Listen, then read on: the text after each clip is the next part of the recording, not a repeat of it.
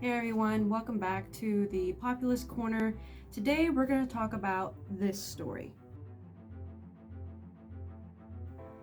So apparently Gwen Berry wanted to make a statement of that the national anthem and the American flag did not represent her, and that she didn't agree with the United States in its representation of her and her people. I want to ask you this, Gwen Berry. How can you say so publicly that America does not represent you when it has given you a mass public stage as a black woman in America? Was it any other country that allowed you the freedom and opportunity to stand on not only just a world stage, but the Olympic world stage to represent the United States of America? Was it any other country that gave you that freedom or gave you that opportunity? Or was it the very country that you are bad-mouthing right now? Answer me that, Gwen Berry. Come at me. I'm ready to fight. I don't really agree with her statements at all. Now, I understand that a lot of people may have a different interpretation of the Star-Spangled Banner, that only part of the song is our national anthem, and that the rest of the song, if you read the rest of the lyrics, that's not included in the national anthem is actually racist, which I don't understand that. If you understood how the national anthem was written and when it was written and what inspired the person who wrote it, then you would understand that this song was not about being, a racist country, and it wasn't about racism. It was about our flag still standing after being bombarded by enemy forces. If you look up the history, it's there. And for those who don't know the history behind what inspired Francis Scott Key to write the national anthem for the United States of America, the song was written in September 14th, 1814, and it was inspired by Francis seeing the American flag. There was a lone flag standing in the midst of rubble and destruction from the British bombardment on Fort McHenry during the War of 1812.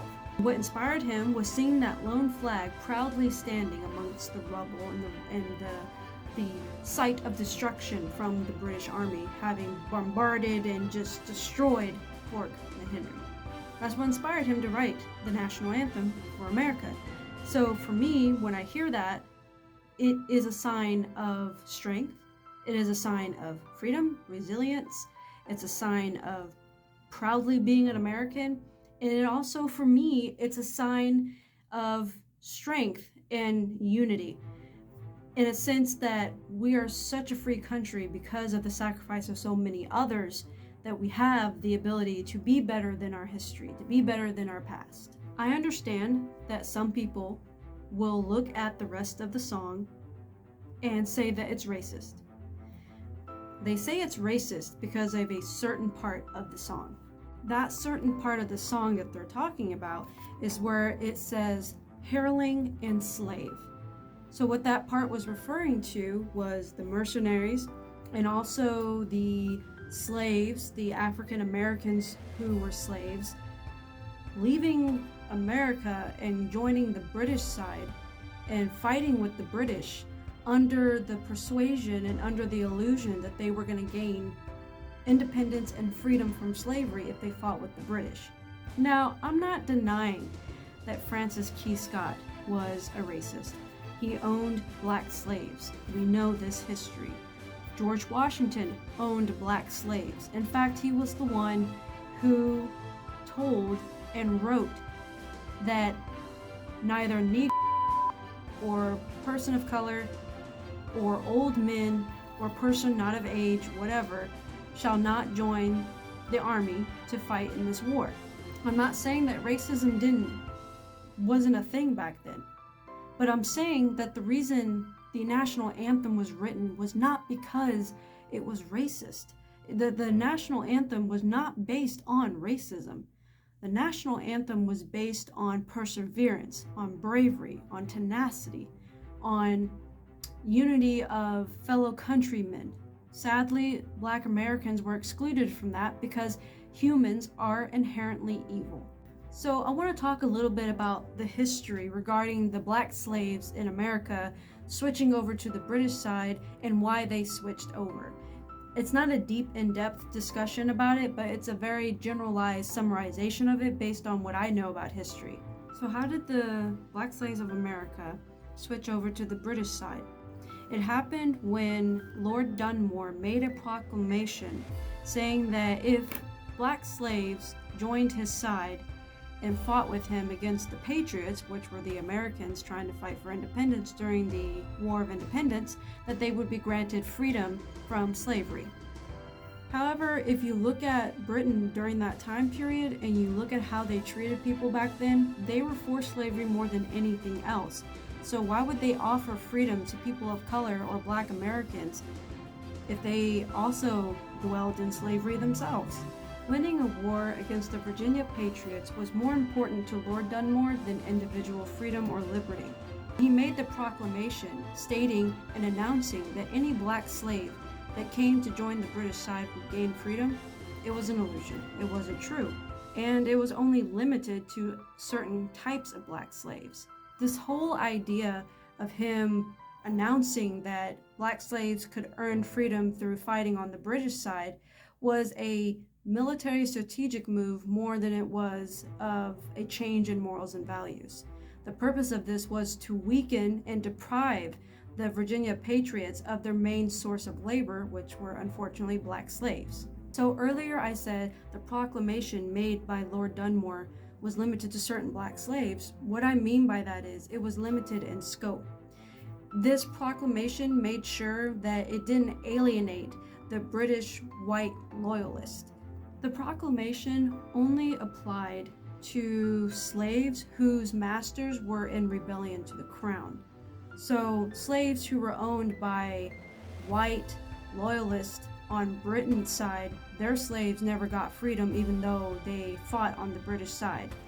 The only slaves that were probably granted freedom were the ones that were owned by masters who were in rebellion to the British crown.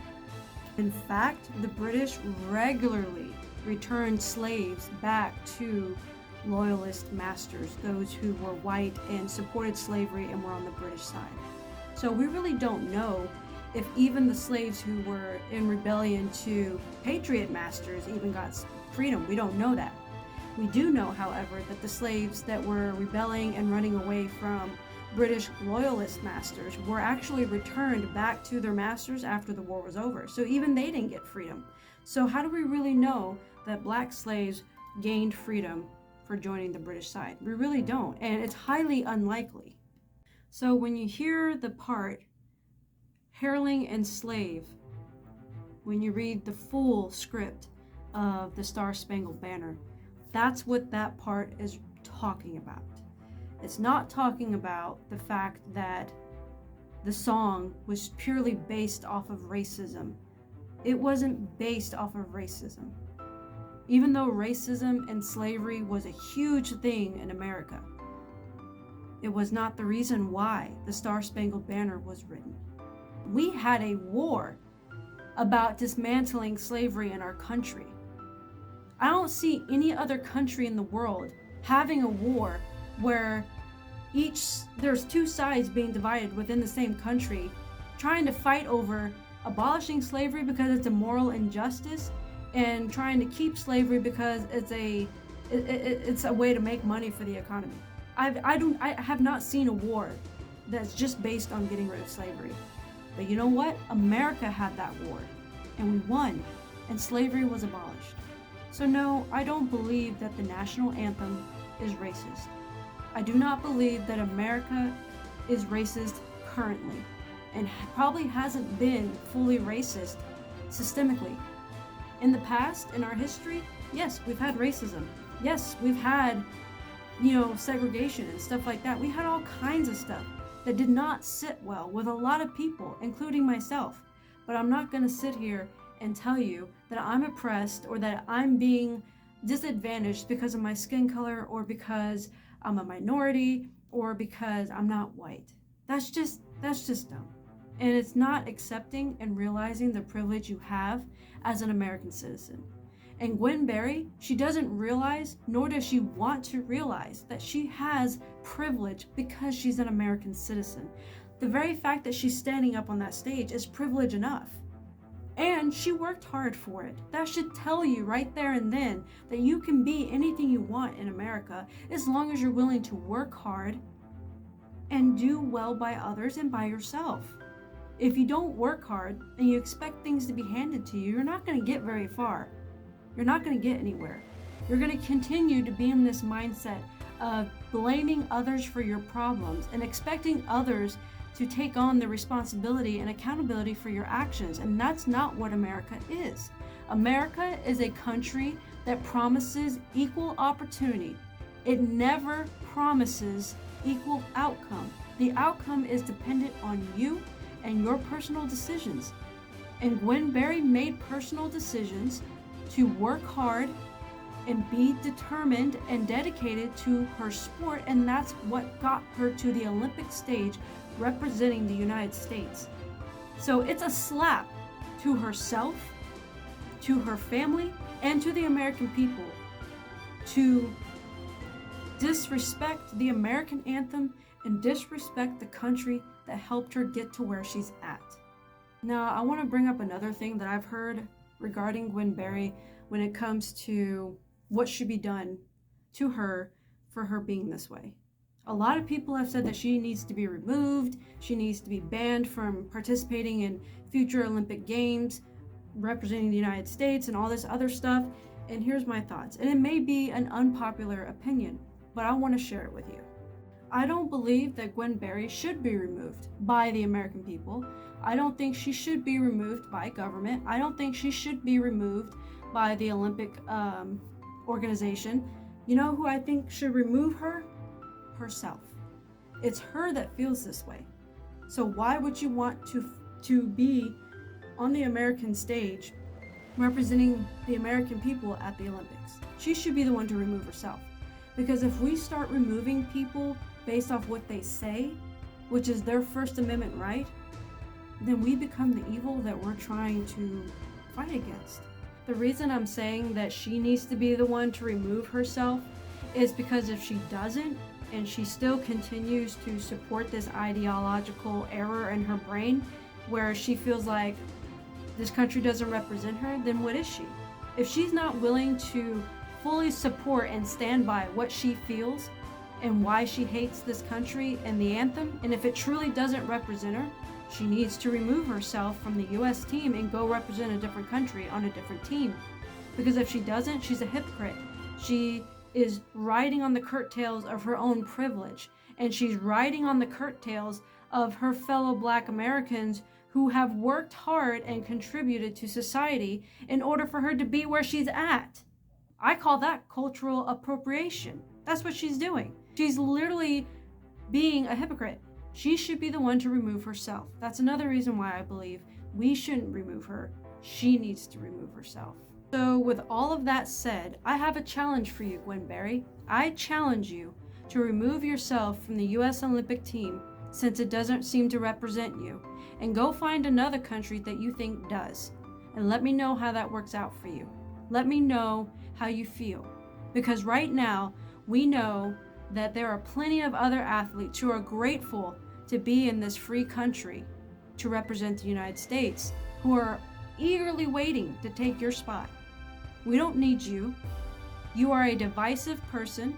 You're using your privilege to be divisive. You're a racist, you're a bigot, and you're self-entitled. And we do not support that. That's not what America is about. And we do not need your divisive tone, and we do not tolerate it. You say the left doesn't tolerate everybody else? Well, we don't tolerate you. So do it.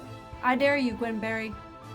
Well, that's it for my show tonight, guys. I just wanted to come on here and kind of give you a little bit of history on the American anthem And if you want to look it up, it's all there on the internet. All you gotta do is just type it in.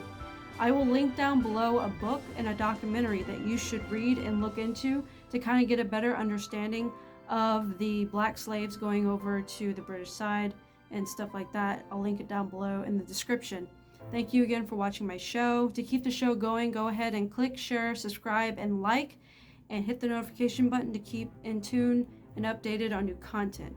America, stay blessed, stay brave. God bless.